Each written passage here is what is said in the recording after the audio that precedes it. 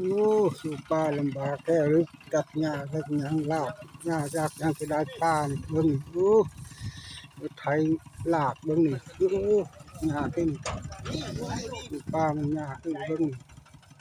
นั่นแหละเลยเบิ่งเฮ็ดเบิ่งอืมมันจะโซนี่วะอืมอืมอืมลากเบิ่งคนขยันเฮ็ดนี่เฮ็ดนี่ก็ได้ป่าเบิ่งสู่ทำได้เบิ่งหญ้าหลายคือป่านี่เบิ่งไอ้รถลากไอ้นี่เลย